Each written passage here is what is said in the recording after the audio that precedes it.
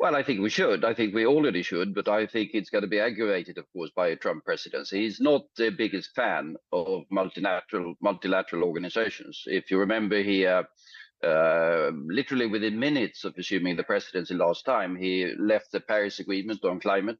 Later, even left the World Health Organization. Had only disdain for the United Nations.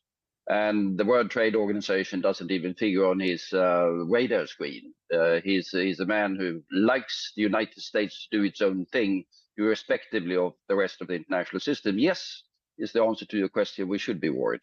So, I mean, yeah, I mean, you've added to my list, whether it's the COP process, whether it's the WTO, whether it's the UN, whether it's NATO. I mean, we've just seen a strengthened NATO with Sweden finally giving up neutrality, the Finns giving up on neutrality as well. Europe needs to step up. But my problem with that, Carl, is probably the same as your concern. How can Europe step up when at the centre of Europe we have chaos, with Mr. Macron making some big mistakes in the last 12 months, with Olaf Scholz seemingly weakened at the moment? I can't see how Europe can step up.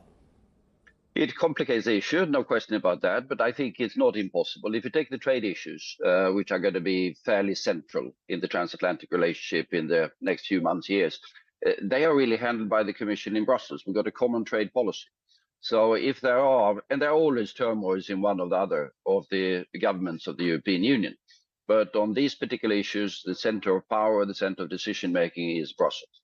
Then security issues, yes, you are right. I mean, there is worries about France. There are worries about what's going to happen with stability or the governance of Germany at the moment.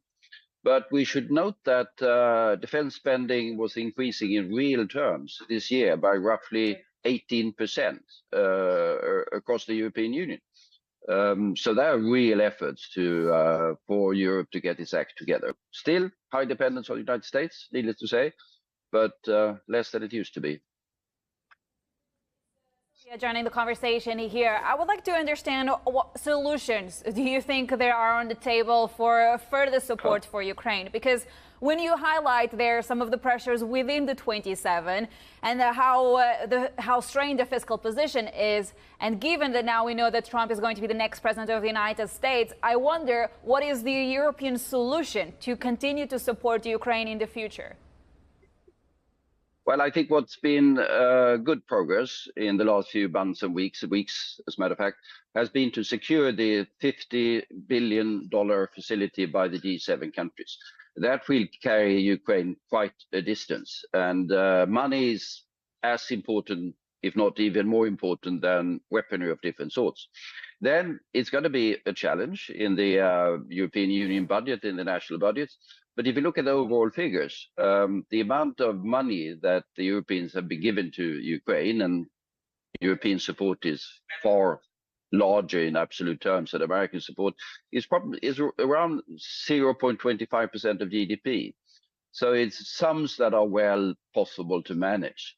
So I'm concerned, but I'm not pessimistic. It can be done.